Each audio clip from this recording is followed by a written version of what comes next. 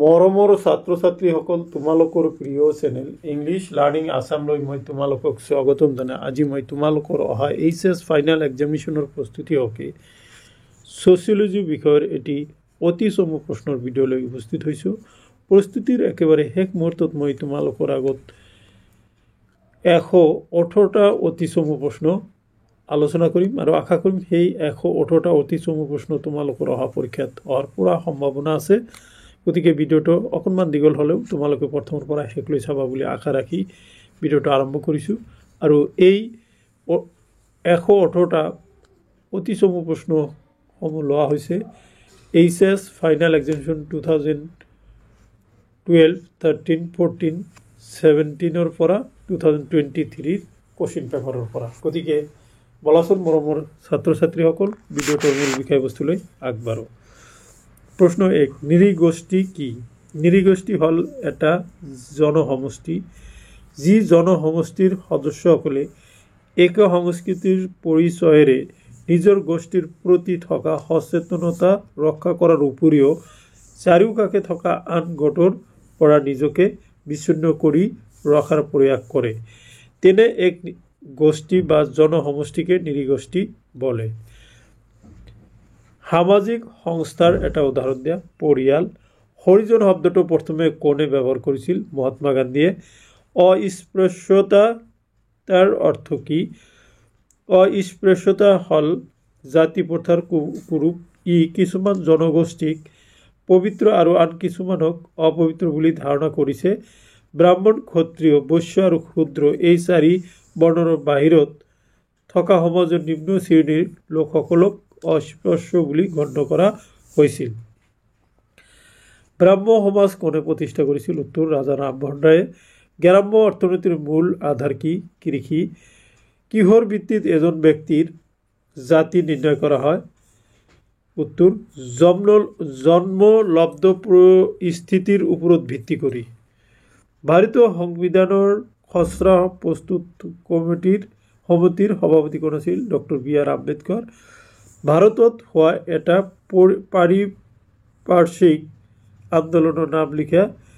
চিপকো আন্দোলন। আৰু 10 নম্বৰটো হ'ল সংস্কৃতিকৰণৰ অৱধাৰণাটো কোনে আগবঢ়াইছিল?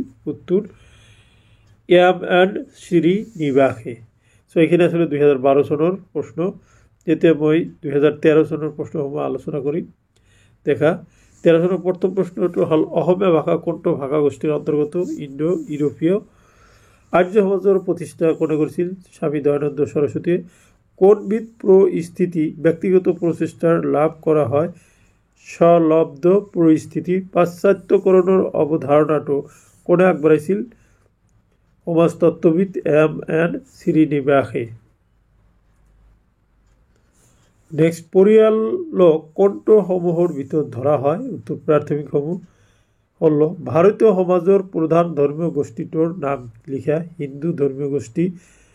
17, ভাৰতৰ সংস্কাৰ আন্দোলনৰ এজন নেতাৰ নাম লিখা। ৰাজা ৰামমোহন ৰায়। ভাৰতৰ জাতি প্ৰথা সম্পৰ্কে লিখা এজন লেখকৰ নাম উল্লেখ কৰা। ইৰাৱতী কাৰ্বে বা এম.এন. শ্ৰীনিবাসে। ক্ষুদ্ৰ উদ্যোগে কি বুজায়?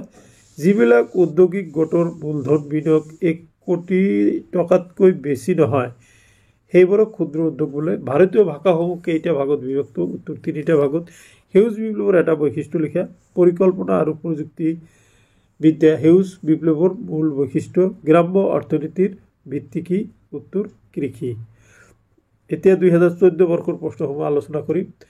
কেতিয়া অস্পৃশ্যতা অপৰাধ অধিনিয়ম গৃহীত হয়? 1955 চনত। বন্ধ স্থিৰীকৰণৰ এটা উদাহৰণ দিয়া। জাতি ব্যৱস্থা। সংস্কৃতিকৰণ অৱধাৰণাটো প্ৰথমে কোনে আগবঢ়াইছিল? এম.এন. শ্ৰীনিবাসে। Marriage and family in India নামৰ কিতাপখনৰ লিখক কোন? কে.এম. কাপ্পাডিয়া। সাম্প্ৰদায়িকতাবাদ কি? যিকোনো সম্প্ৰদায়ে নিজক ভাল পোৱা আৰু সম্প্ৰদায়ৰ বিকাশৰ বাবে কৰা প্ৰচেষ্টাই হ'ল সাম্প্ৰদায়িকতাবাদ। দলিত শব্দটোৰ উদ্ভাৱক ডক্টৰ আম্বেদকাৰ। সত্য নে অসত্য? এইটো অসত্য।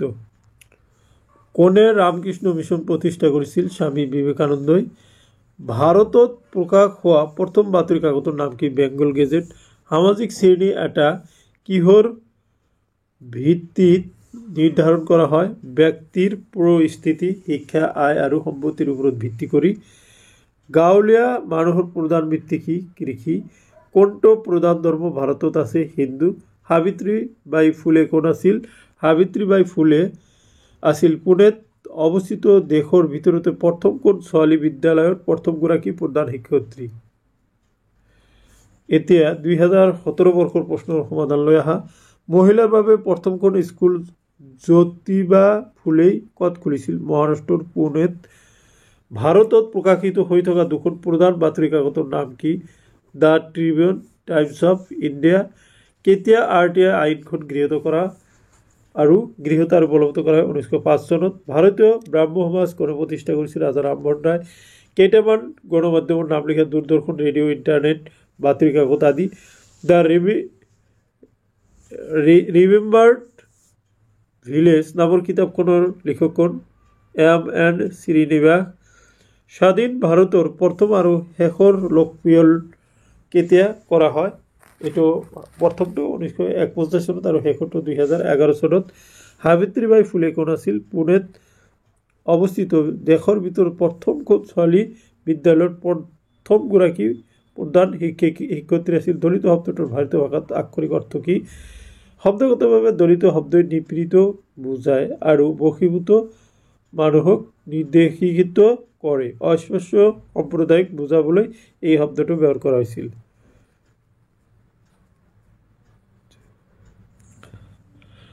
কোন বছৰত প্ৰথম পঞ্জীয়ন হোৱা ট্ৰেড ইউনিয়ন ভাৰতত গঠিত হৈছিল 1920 চনত ভাৰতত কৃষক আন্দোলনৰ দুটা উদাহৰণ দিয়া 1928 খ্ৰীষ্টাব্দত চুৰাটৰ গণ সত্যাগ্ৰহ আন্দোলন আৰু 1936 খ্ৰীষ্টাব্দত মহাজন বা জমিদাৰৰ বিৰুদ্ধে কৰা আন্দোলন 2011 চনৰ লোকপিয়ল মতে ভাৰতৰ মুঠ জনসংখ্যা কিমান এইটো হ'ব কি যে 1,121 কোটি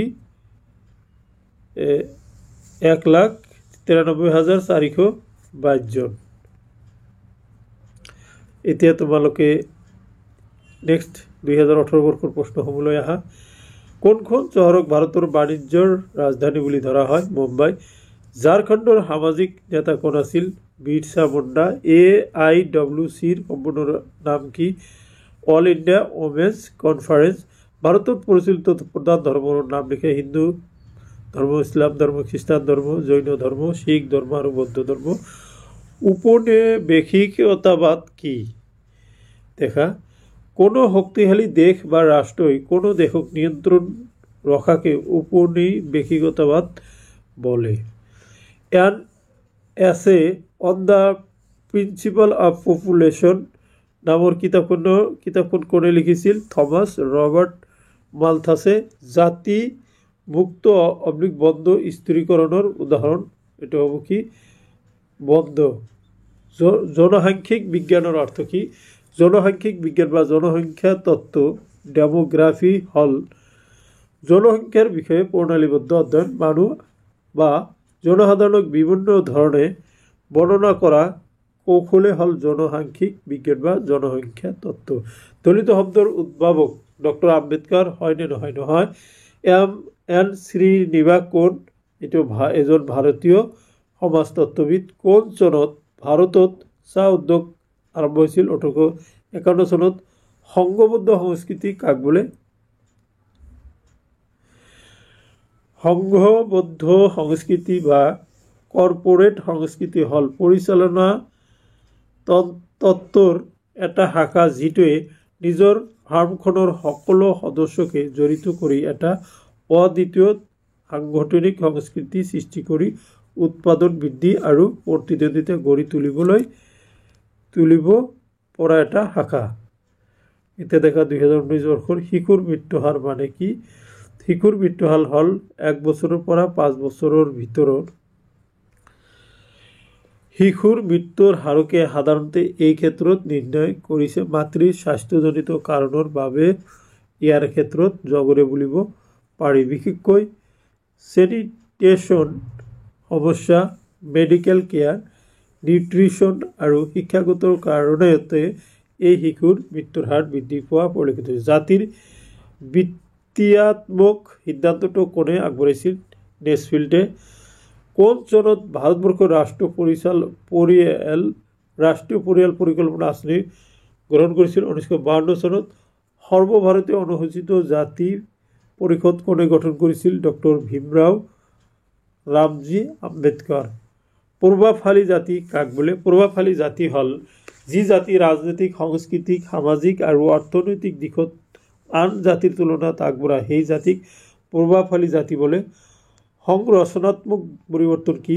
সহজ অৰ্থত সমাজৰ সামগ্ৰিক দিশৰ সামাজিক সংস্থাসমূহত ঘটা পৰিৱৰ্তনক সংৰচনাত্মক পৰিৱৰ্তন বোলে। সেই সংস্থাসমূহ যেনে অৰ্থনৈতিক, ৰাজনৈতিক, সামাজিক, সাংস্কৃতিক আদি। ICDSৰ সম্পূৰ্ণ নাম কি? Integrated child development service. সেউজ বিপ্লৱৰ এটা ঋণাত্মক ফলাফল উল্লেখ কৰা। পুঁজিপতি আৰু সাধাৰণ শ্ৰেণীৰ মানুহৰ মাজত সংঘৰ্ষৰ সূত্ৰপাত আৰম্ভ কৰে, যাৰ বাবে ই সেউজ বিপ্লৱৰ উল্লেখযোগ্য ঋণাত্মক ফলাফল। উত্তৰ পূব ভাৰতৰ এটা জনজাতিৰ নাম লিখে। মিচিং। পঞ্চায়ত সন্থাৰ এটা সামাজিক দায়িত্ব উল্লেখ কৰা। এইটো হ'ব জনসাধাৰণৰ মাজত পঞ্চায়ত ব্যৱস্থাৰ বিত্তীয় দিশসমূহ প্ৰচাৰ আৰু প্ৰসাৰ কৰা, লগতে সজাগতা সৃষ্টি কৰা। এতিয়া 2020 বৰ্ষৰ প্ৰশ্নলৈ আহা। নিৰ্ভৰশীল অনুপাত বুলিলে কি বুজা? মুঠ জনসংখ্যা 15 বছৰ তলৰ শিশু আৰু 65 বছৰৰ ওপৰৰ বৃদ্ধ সকলে আনৰ ওপৰত নিৰ্ভৰ কৰিব লাগে, তাকে প্ৰকাশ কৰাটো হ'ল নিৰ্ভৰশীল অনুপাত। এইডছৰ সম্পূৰ্ণ ৰূপটো কি? একুৱাৰ্ড ইমিউনো ডিফিচিয়েঞ্চি চিণ্ড্ৰম। ভাৰতৰ আটাইতকৈ কম জনসংখ্যা আৰু থকা জনজাতিটোৰ নাম কি? এইটো হ'ল আন্দামানী। লেইছেজ ফায়াৰৰ অৰ্থ কি? লেইছেজ ফায়াৰ হৈছে এনে এক অৰ্থনৈতিক দৰ্শন যে মুক্ত বজাৰ পদ্ধতিক সমৰ্থন কৰে, যাৰ অৰ্থ অকলে এৰি দিয়া, অৰ্থাৎ লিভ এলাৰ্ট। প্ৰস্থিতি চিহ্ন অৱধাৰণাটো প্ৰথমে কোনে আগবঢ়াইছিল? উত্তৰ থৰষ্টেইন বিবেলেনে। সমাজতাত্ত্বিক দৃষ্টিভংগীৰে সংখ্যালঘুসমূহৰ অৰ্থ কি? যেতিয়ালৈকে মানুহৰ যিকোনো এটা গোটত, বিশেষকৈ ধৰ্ম আৰু জাতিৰ ভিত্তিত নাইবা ভাষাৰ ভিত্তিত মুঠ জনসংখ্যাৰ ভিতৰত কম সংখ্যক সদস্য হয়, তেতিয়াই সেই সমূহক সংখ্যালঘু বলা হয়। ভাৰতত চাহ খেতি কেতিয়া আৰম্ভ হয়? 1837। সাংস্কৃতিকৰণ ধাৰণাটো প্ৰথমে কোনে আগবঢ়াইছিল? এম.এন. শ্ৰীনিবাসে। ৰায়তবাৰী পদ্ধতি কি? ৰায়তবাৰী পদ্ধতি হ'ল উৎপাদনৰ হাততেই ভূমিৰ মালিকী স্বত্ব থাকে আৰু ভূমিৰ খাজনা তেওঁলোকে নিজেই চৰকাৰৰ ওচৰত বহন কৰে। সেউজ বিপ্লৱ বুলিলে কি বুজা? 19বিংশ শতিকাৰ 60ৰ দশকৰ সময়ছোৱাত খাদ্য শস্যক কেন্দ্ৰ কৰি যি পৰিৱৰ্তন বা বিপ্লৱৰ সূচনা হৈছিল, সেয়াই হৈছে সেউজ বিপ্লৱ, অৰ্থাৎ কৃষি ক্ষেত্ৰত উন্নত বীজ, প্ৰযুক্তিবিদ্যা, ৰাসায়নিক সাৰ ব্যৱহাৰ কৰি অত্যাধিক উৎপাদনৰ ক্ষেত্ৰত সামগ্ৰিকভাৱে বিপ্লৱৰ সূচনা কৰে, সেয়ে সেউজ বিপ্লৱ। ঝাৰখণ্ড আন্দোলনৰ নেতা কোন আছিল? বিৰছা মুণ্ডা। তেভেগা আন্দোলন ক'ত হৈছিল? বেংগলত হৈছিল। জন্ম ক্ষমতা বা জনন শক্তিৰ হাৰ বুলিলে কি বুজা? সাধাৰণতে এই হাৰ নাৰীৰ ক্ষেত্ৰত প্ৰযোজ্য। কোনো এক নিৰ্দিষ্ট জনসংখ্যাৰ প্ৰতি 1000 নাৰীৰ বা নিৰ্দিষ্ট বয়সৰ সাধাৰণতে 15 পৰা 49 বছৰৰ গড় হিচাপত সন্তান জন্ম দিব পৰা ক্ষমতাকে বুজায়। ইয়াংকলি কোন? ইয়াংকলি ভাৰতীয় এজন সমাজ সংস্কাৰক। তেখেত নিম্ন শ্ৰেণী আৰু দলিত শ্ৰেণীৰ নেতা আছিল। শুদ্ধ অশুদ্ধ বাছি লোৱা। সামাজিক স্থিৰীকৰণ, সামাজিক অসমতা এক পদ্ধতি আৰু এক প্ৰক্ৰিয়া। এইটো পদ্ধতি হ'ব। বহিৰ্ভূত জাতি বুলিলে কি বুজা? দেখা। সামাজিক পৃথকীকৰণৰ প্ৰভাৱ পেলোৱা আন এটা দিশ হ'ল বহিৰ্ভূত জাতি। ই জাতি প্ৰথাৰে কুপ্ৰভাৱ। ভাৰতীয় সমাজৰ বহুতো পিছপৰা আৰু সমাজৰ উচ্চ শ্ৰেণীৰ দ্বাৰা শোষিত লোকসকলকে বহিৰ্ভূত জাতি বুলি কোৱা হয়। যিসকল সামাজিক, ৰাজনৈতিক, অৰ্থনৈতিক, শিক্ষা, ধৰ্ম আদি বিষয়ত পিছপৰা তেওঁলোকক পৰম্পৰাগতভাৱে ভাৰতীয় সমাজে হীন আৰু নিম্ন স্তৰৰ বুলি গণ্য কৰি আহিছে। কোনে হৰিজনসকলক ভগৱানৰ মানুহ বুলি উল্লেখ কৰিছিল মহাত্মা গান্ধীয়ে। দলিত শব্দটো প্ৰথমে কোনে ব্যৱহাৰ কৰিছিল যে অস্পৃশ্যতাসকলৰ নেতাসকল আৰু পশ্চিম ভাৰতৰ দ্য দলিত পেন্থাৰ্ছ নামৰ শক্তিশালী গোটটোৱে। স্ত্ৰী পুৰুষৰ তুলনা গ্ৰন্থ কোনে লিখিছিল? তাৰাবাই সিন্ধি 1882 চনত। সামাজিক আন্তঃক্ৰিয়া বুলিলে কি বুজা দেখা? সামাজিক আন্তঃক্ৰিয়া হ'ল এটা স্বাভাৱিকভাৱে গঢ়ি উঠা সামাজিক ক্ৰিয়া পদ্ধতি যাৰ অবিহনে সমাজ গঠিত হ'ব নোৱাৰে। অৰ্থাৎ ই হৈছে এটা মানসিক বা ধাৰণাৰ বিষয় যাক পাৰস্পৰিক সচেতনতাৰ দ্বাৰা কি কৰিব প্ৰগতিত অনুপ্ৰেৰণাৰ উৎস বুলি ক'ব পাৰি। গণতন্ত্ৰ জন্ম ক'ত? গ্ৰীচত। ইনভিজিবল মেন উপন্যাসখনৰ উপন্যাসিকজনৰ নাম কি? ৰাল্ফ ইলিছন। উপন্যাসিকতাবাদ কাক বোলে? কোনো শক্তিশালী দেশ বা ৰাষ্ট্ৰই কোনো দেশক নিয়ন্ত্ৰণত ৰখাক উপনিৱেশিকতাবাদ বোলে। অৰ্থাৎ এখন দেশৰ ওপৰত আন এখন দেশে শাসন চলা। শাসিত দেশখনৰ সম্পদ শাসকীয় দেশখনৰ কল্যাণ বা স্বাৰ্থৰ কাৰণে ব্যৱহাৰ কৰাই হৈছে ঔপনিৱেশিকতাবাদ। তেভেগা কি? বেংগলত আৰম্ভ হোৱা এক কৃষক আন্দোলন। এই কৃষক আন্দোলনটোক কি বুলি কয়? তেভেগা বুলি কোৱা হয়।